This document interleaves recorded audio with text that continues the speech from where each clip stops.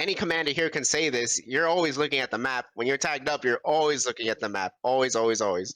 The reason why is because you're trying to predict or see where the enemy is, whether that's an OJs, the orange swords that show up on the mini map, or if they don't make OJs, you can still put your mouse over the objective point. If you would like to support this podcast, subscribing to the channel and sharing with others is a free way to do so. You can also leave feedback in the comments below or join my Discord. Disclaimer: this podcast is largely based on experience and opinion. Your own may differ. Please be respectful if you'd like to voice this. Also keep in mind this season was recorded in July and August of 2022, so information may be outdated or the guests may have differing opinions in the future. Hello everyone and welcome back to Say Chat, where we try to get people involved in conversations around them. This season we're talking about a variety of different things, all related to World vs. World, and the more niche down subject of commanding with our panel of guests. Do you guys want to introduce yourself? Hey, it's Chef. Hello, it's KAHMEENA, or Drew, whatever one you want to call me. It's Holy AZURE. Hey, it's Globe. We know all about them and their history from past episodes. We've had some really interesting conversations with them all about styles of commanding and metas. I do want to dive into mindsets, attitudes, and lack of commanders in our current community, but before we do that, we need to talk about something more intricate in terms of commanding. We need to talk about what actually goes into it. What are the things that commanders are looking for when they tag up? What do they need to pay attention to? How do they decide what callouts to react to and which ones to ignore? What's going on in their head during fights? It's all a pretty interesting subject, to say the least. So we'll just open it up with Holy and see where that goes. So Holy, let's start with what the basics of commanding are for you and what goes into it.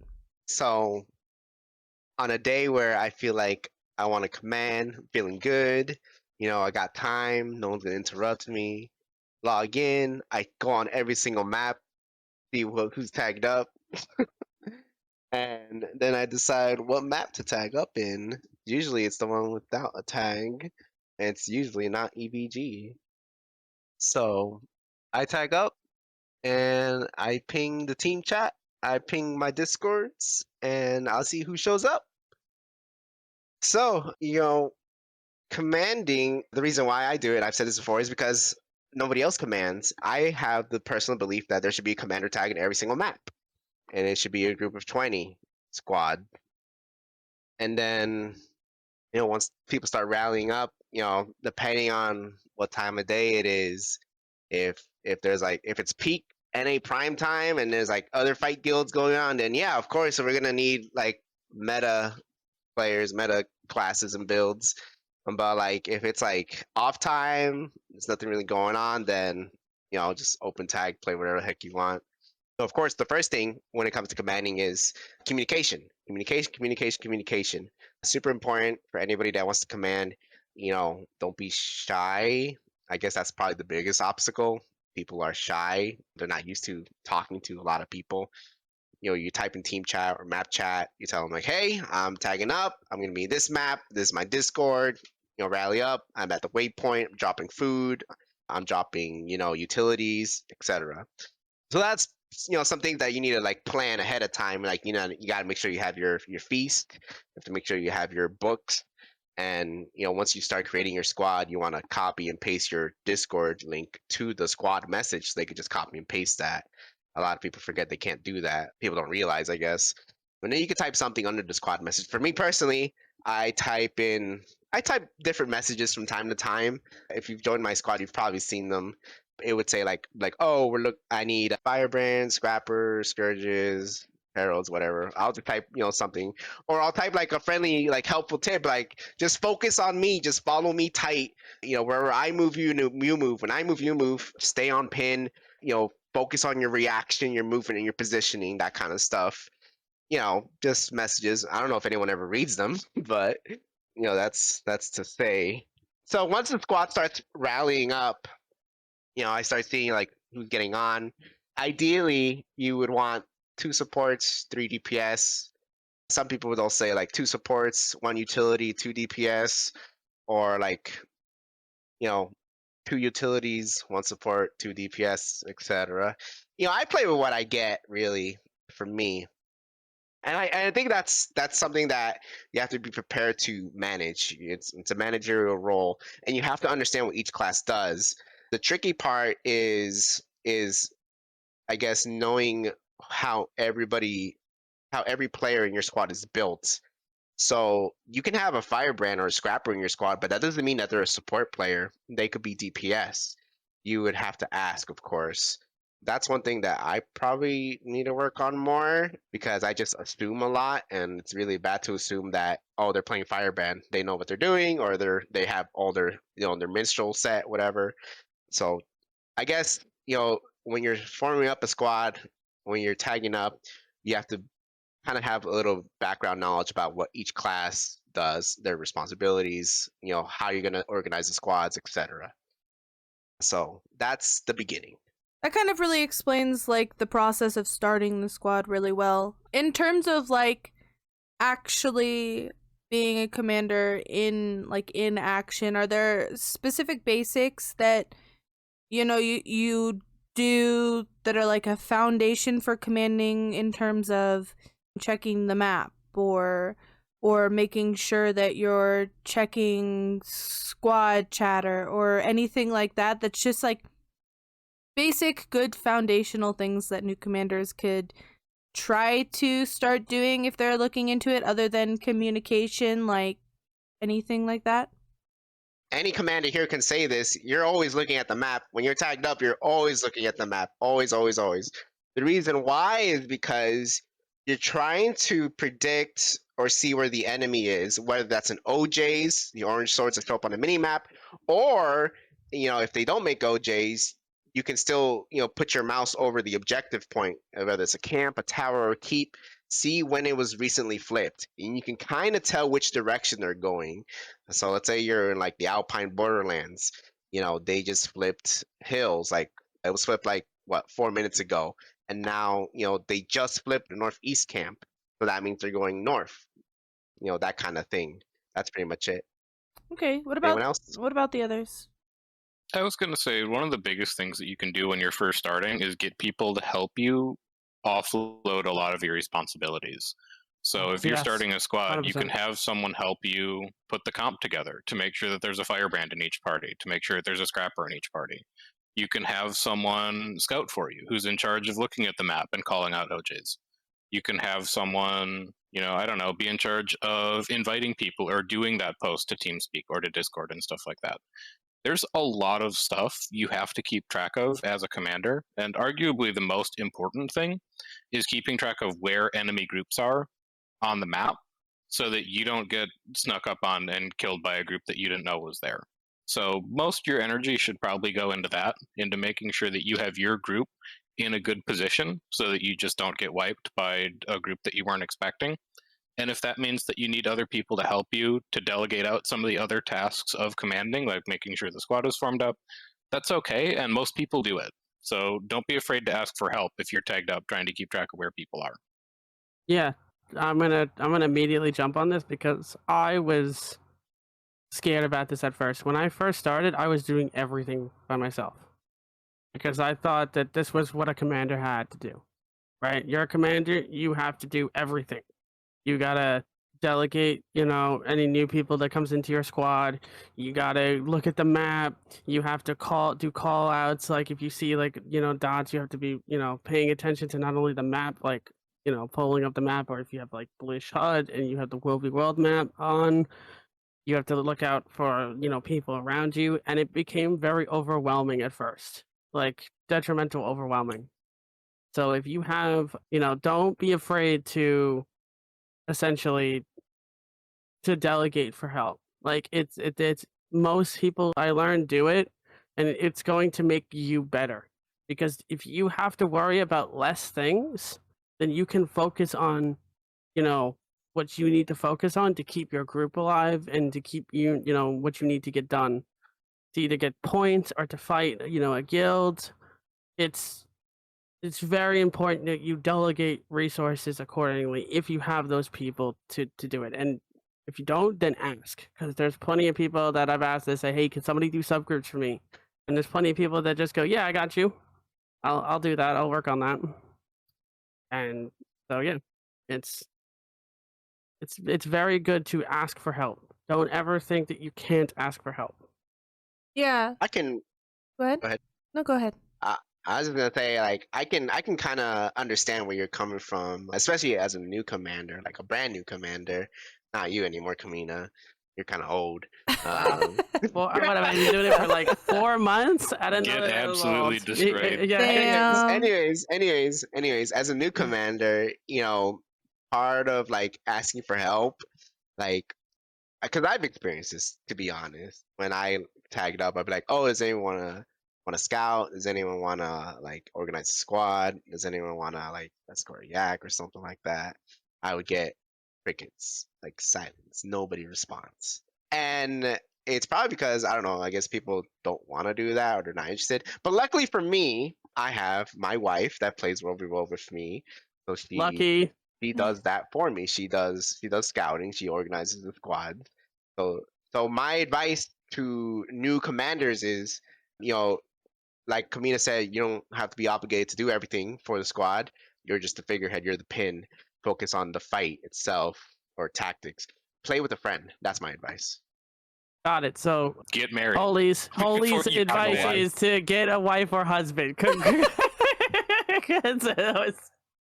play with a friend. Play with a guildie. Be like, hey, anyone want to play World or help me out?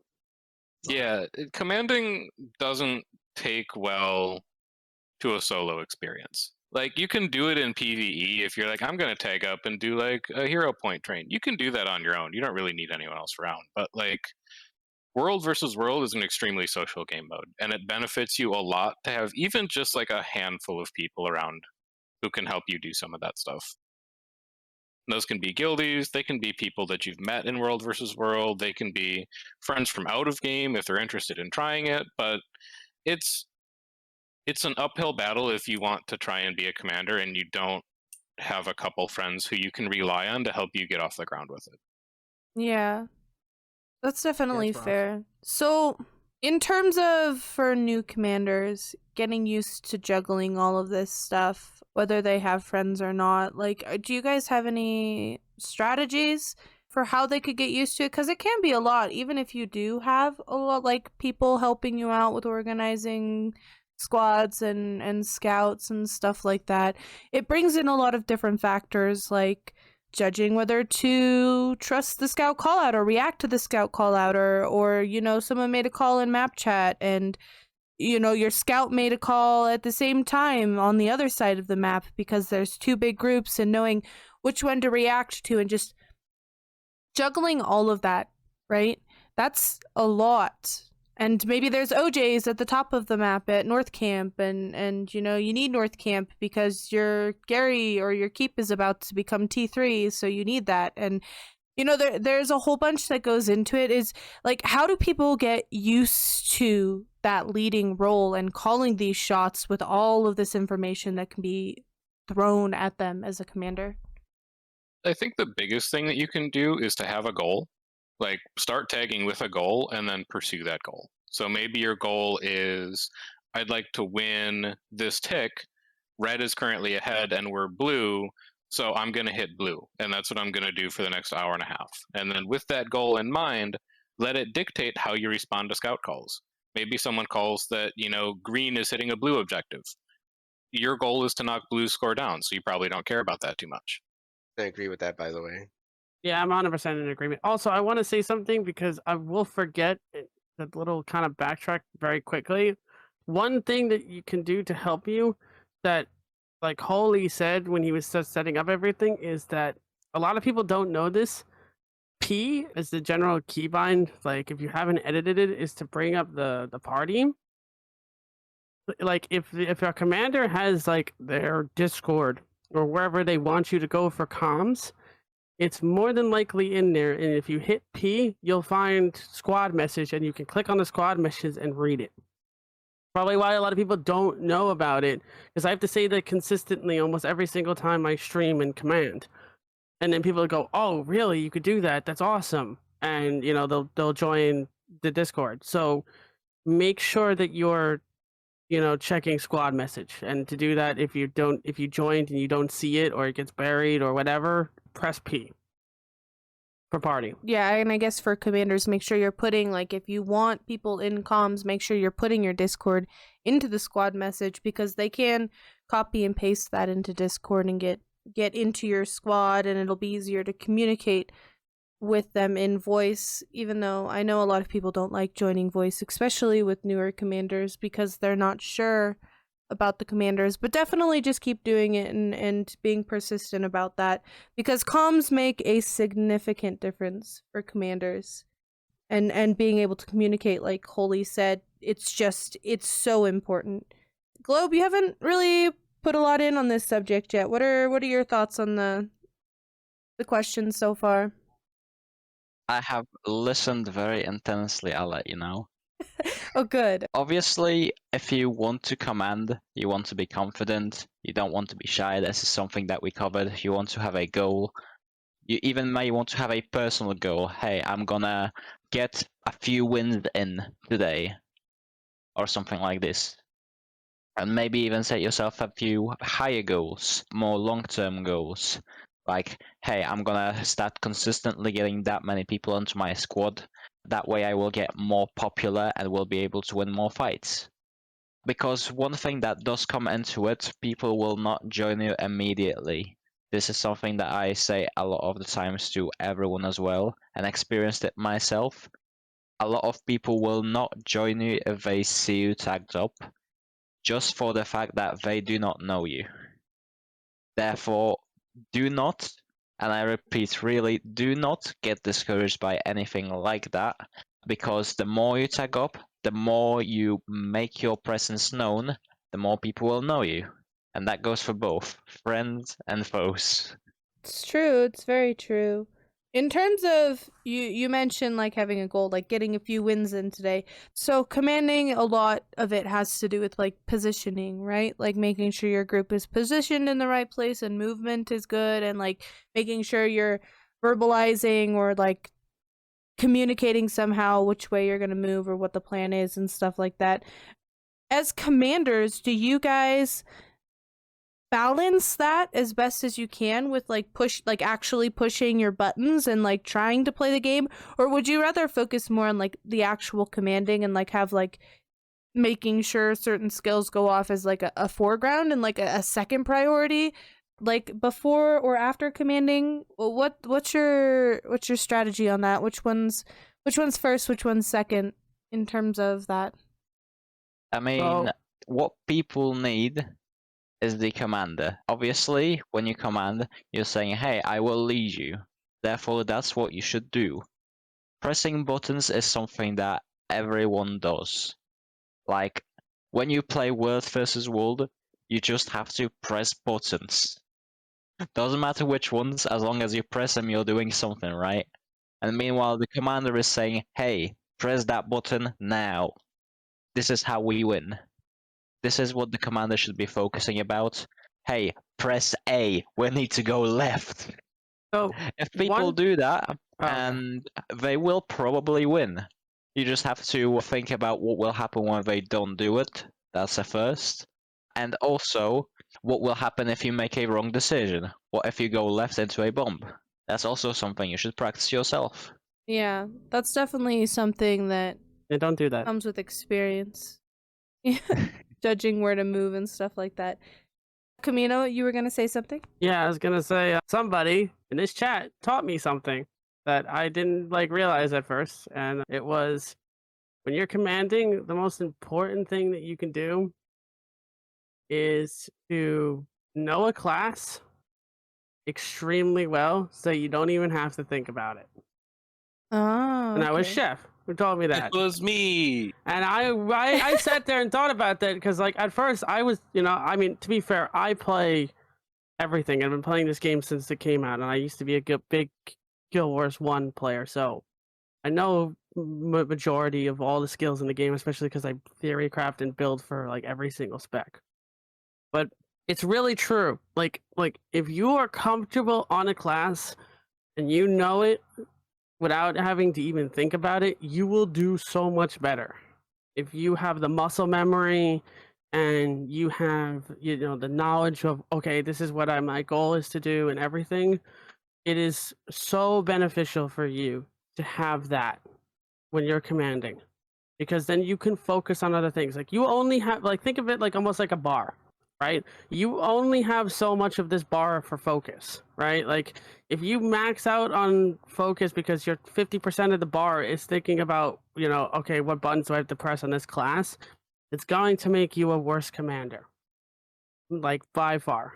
So it's so beneficial to people who are new to commanding, who play something, even if it's not meta, if it's something that you know, that like without even having to think, like you know it from the back of your hand and everything, play that.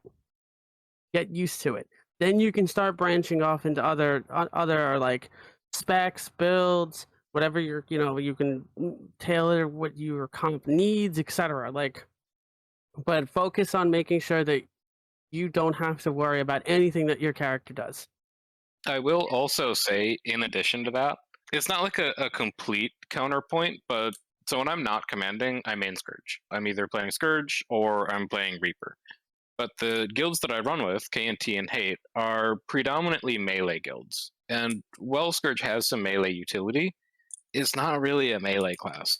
And Reaper's bad for commanding on for other reasons, like hiding your health bar. So originally, I actually started commanding on Scourge, and I can't do it anymore because I know Scourge too well that my muscle memory habits on Scourge of like staying around 600 range and just kind of orbiting around an enemy do not work when I'm commanding and trying to put myself where I want my group to go. Because I don't want my group to be at 600. I want my group to be in melee because that's what we comp for. So I've actually started commanding on Spellbreaker and actively avoiding Scourge because the depth of knowledge that I have on Scourge isn't useful to me for when I'm commanding on it. But in general, I'm going to keep coming back to the cognitive load theory of commanding. You want to try and think about as little as possible when you're commanding that doesn't directly relate to you putting your group into a position that it needs to be in to win fights. So the less you have to think about your class mechanics, the less you have to think about what parties people need to be in, the less you need to think about what's going on map, the better you're going to do for actually moving your squad around to positions that it needs to be in order to accomplish the goals that you have. Okay. Holy, how do you balance? Do you agree with like the cognitive load theory that everyone else is going on about, or do you have a different strategy? Do you play on anything? Do you play on something you have muscle memory on? What's going on for you? Yeah, I mean, I'm a Firebrand main, so I have a lot of muscle memory. What I tell everybody is focus on your movement first, and then focus on casting your skills and abilities. You know, movement and reaction to me is more important than casting your abilities, because if you're trying to cast your abilities and it's like a channeling move, you might die, you know, because fights are very reactive, very, I guess, fast paced sometimes. When I command, I don't know if anyone's ever heard me command, maybe you have. I usually call out my Firebrand skills because I'm trying to teach people my thought process as I'm commanding. I'll call out my skills. At the end of the day, in a perfect world scenario, the ideal scenario would be not having to call out any skills at all. Everybody knows exactly what they're doing. But since we're not at that point, you know, of course, that requires people to call out their skills, which is another tip, another thing that, you know, new commanders should get into a habit of is call out skills, but not all the skills, you know, just some important skills, you know, like sneak gyro or veil or grab well, you know, stuff like that. I've played with groups, a more like disciplined meta group, a Torque. it's not one person calling out skills. Everyone is calling out their skills. Like, oh, I'm going courage now, and then all the other firebrands start going into courage, and then they call out their cooldowns, which is another thing people should get in the habit of doing. Call out your cooldowns, because you can't really fight or engage if your skills are on cooldowns. That's pretty much it. And this is also, if anyone's wondering, why do commanders always ask me to get in voice comms? This is why. It's so much faster to be able to call something in voice comms than to stop and type it out. And world versus world is very reaction based. So the time that you need to take to stop, type something out, and then to read that when it appears in chat is, less efficient than just being able to say it in voice comms. And to hear it in voice comms if you're a player. Yeah. Another thing too is also for people like me who have a disability or have problems with their hands or trouble with their hands. If I'm typing everything out, it's not only going to deter me from trying to lead everybody, because I'm going to have to type the things that we need to do, but it's also going to hurt me and make me be able to play less. Or a bunch of other people, or some people just can't even type. So it's always beneficial to get into comms. It's faster, it's easier to get information across. You don't have to focus on typing because some people can't really type fast. Or, they're typing, and I've seen it all the time. Somebody typing something, standing still, and then dies because of it. In like a DH trap. Yeah. Right? Like it's so much better to get into comms with somebody, even if there's so many people that I know, and it's totally fine. They come into the squad, like into the Discord, and they mute themselves, and they never talk, ever. They never say a single word, and that's totally acceptable. Because all you need to do in that situation is just listen. That's all you need to do. We don't need you to talk. We don't need you we don't need you to call out abilities if you don't want to. But at least you can be there to hear my call outs when I do them, so that you can better prepare and live. I feel like a lot of normal players that don't command have a lot of hesitation to join in voice because they're not sure whether or not the commander is going to be someone that they like. And I know there was at one point a meta for commanders to basically scream profanities at the players because they weren't doing so hot or something like that. I've seen a few YouTube videos, and so I think Discord kind of has a bad rep in a way, and people are very hesitant to join in. But honestly, I've been playing World vs. World for about 2 years now. 9 times out of 10, honestly more than that, 9.5 times out of 10, the commander is just a chill person. The people that you join are just join with they're chill people. Everything is commanding isn't the same as it used to be in that way. So I think it's really important that the community as a whole kind of starts smashing that and kind of encouraging people to join voice more, because it is so important and instrumental to a group's success, right?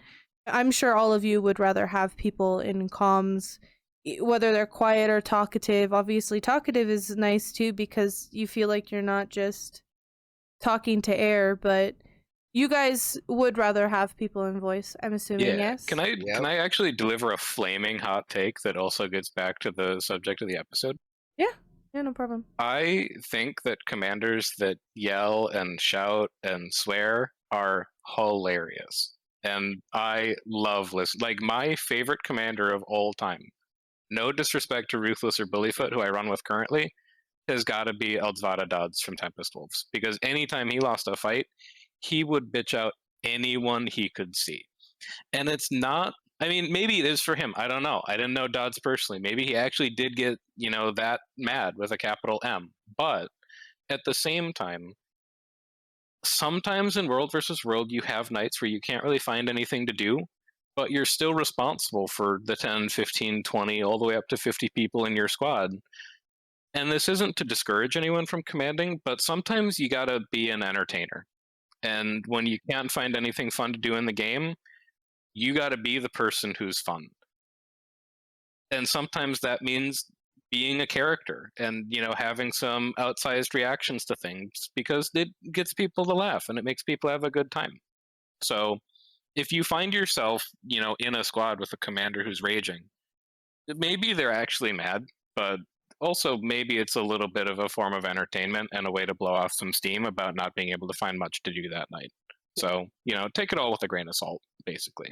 Yeah, that actually does spin it right back to the conversation really well. Entertaining a squad and all of the other stuff, is it hard to do, or it is important?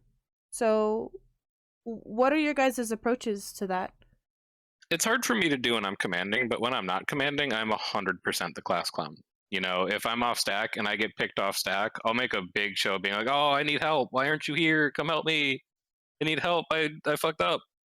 It's harder for me to do that when I'm commanding because, again, cognitive load. I don't have the muscle memory of commanding done, so I actually have to focus on what I'm doing. But there are honestly nights where it's hard though, when you can't find anything to fight and you're just running around flipping towers talking about how the matchup is dead. It can be really hard to find the motivation to keep the mood light. Yeah, it's a challenge sometimes. Mm-hmm. I like talking to people.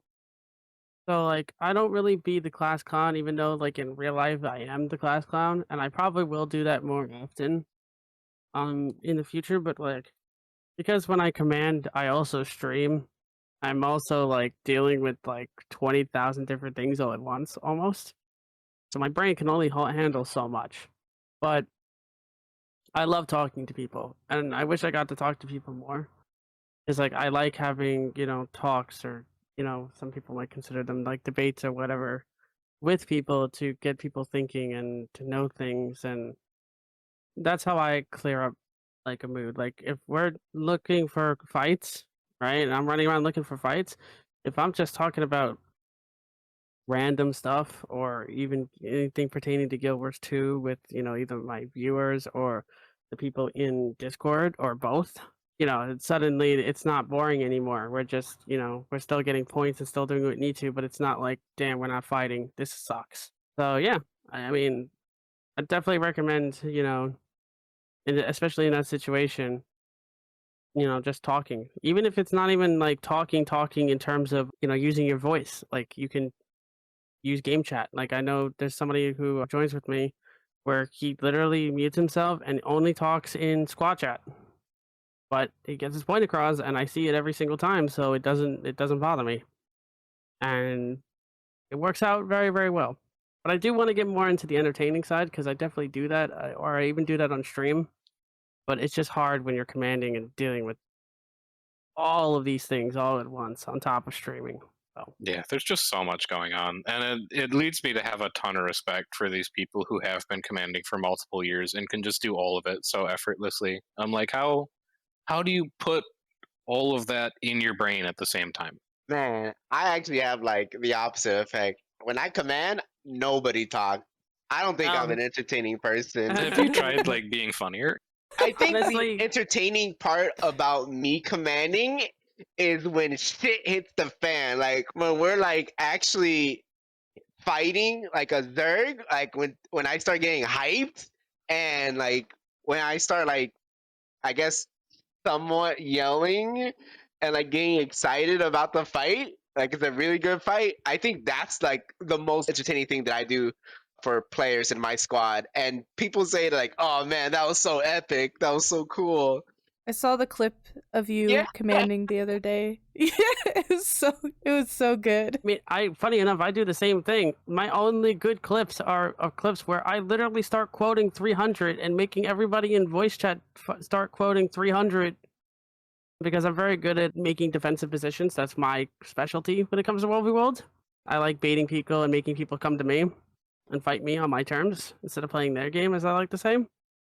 And my best clips are literally just screaming, hold the line, and getting super pumped and start making just screaming literal quotes from 300 with everybody, and everybody loves it when that happens. It's one of the best things, especially when you're taking something and you're in enemy territory and they're right next to their spawn, so they just have endless reinforcements and you're just holding the line and you're just literally just throwing everything that you can to keep your position while they're just throwing bodies and bodies at you. It's like, oh, there's nothing else. I even said this like the other day because it happened. There's nothing else in this game that's like it.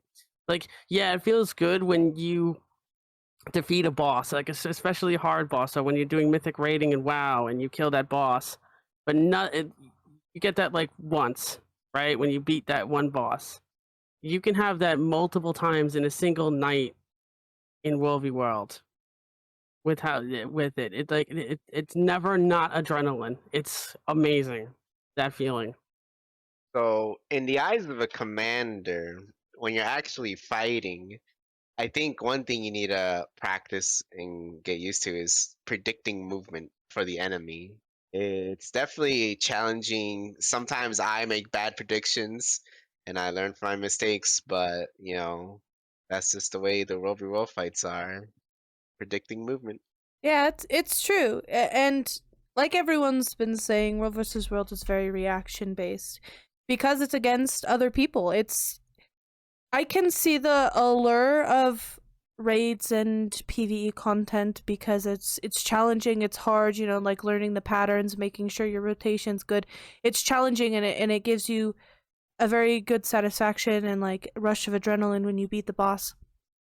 But World versus World is different in the nature of what it is because it's not pattern based. You have to, well, it is for some people, I guess. You have to judge the patterns of other commanders. You have to see what they're doing. You have to fit the puzzles together. It's very, I don't know what the word is that I'm looking for. Dynamic? Dynamic. That's perfect. Yes. It's very dynamic and fluent and reactionary, and it's just like every PvP, I guess. It's definitely one of a kind. And as Chef said in another episode, I can see how commanding would be very addictive because of that, because there's so much, and when you actually get it right and you win like a big fight for the first time, I can imagine that feeling so good. But we are basically at the end of this. We went over again, but I guess that's okay. We could talk about all of these subjects for hours and hours and hours, and hey, we might one day. So people on YouTube can look forward to that. There's been some talk about just having an endless casual conversation about World versus World between the panel. Do you guys have any last minute thoughts that you want to tell people about when it comes to seeing World versus World through the eyes of a commander, when it either comes to basics, entertaining, call-outs, juggling everything, or all of the above? I probably want to conclude. Yeah, I probably want to conclude with, if you're trying to be a commander, do not give up, because there is gonna be a lot of times when you might get discouraged. Yeah, you're not gonna know after the first time you command if you're gonna be any good at it or have a lot of fun at it. You got to keep at it for a little bit. And I know that we've spent this whole episode talking about how we all find it hard, but you just got to do it. Like it's a really unique experience, and some people don't necessarily realize that they're well suited to it until they get into the rhythm of it. So if it's something that you've ever been curious about, give it an honest shake and see if it sticks for you. Yeah. I would also like to say, don't forget about the tactical, strategical aspect about commanding. Look at the objectives. Look at your positioning. I guess fight where you have an advantage. I guess whether that's like in a tower, in a keep, whatever. Use the environment to your advantage, because this is a war game. It's supposed to be strategical. So if you hear a call out from a scout, if it's like a tier 1 tower versus like a tier 3 tower, of course you should pick your tier 3 tower over the paper tower. Just keep your mind very strategical. Yeah. KAHMEENA, do you have any last words for everyone? So I don't know. My style of commanding is so weird because I think about the game very, very differently than most people, because I come from an RTS background. So I think of it like almost like an RTS game, like an Age of Empires, Total War, etc.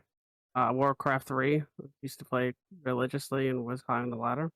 I really think differently. So I guess my advice would be basically what Holly said. Think tactically, right? There's so many things you have to do as a commander, and you'll get through it. It takes time and practice, just like anything. But if you stick with it, you'll get better. It's One of the okay most- to use siege. Yeah. Oh Jesus, that's a hot take for some people, but it's one of those things that like you have tools to your disposal. Use them. Like you have to think when you're commanding. You have to think of everything. You have to think of where your group is going to be next, where the enemy is coming from, how are they going to come at you.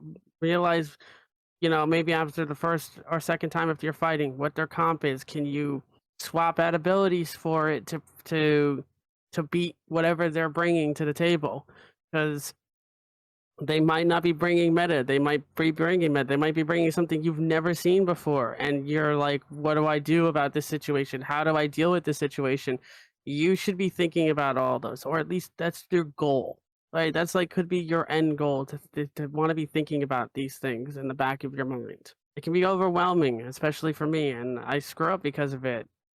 But it gets easier, it gets better, and you'll be so much better for it. So, yeah, my advice would be just think about every aspect of the game, right? Like there's things that like a lot of people miss, which is like what I talked about in meta. There's a lot of things that people like they skirt around or they miss and they don't realize, and you can take that as your advantage. So always think tactically. You're trying to win. That's the goal. I like that. Always think tactically and keep going. If you feel like you're getting overwhelmed, it could be that you just need to delegate out, like they said, or, have less on your plate.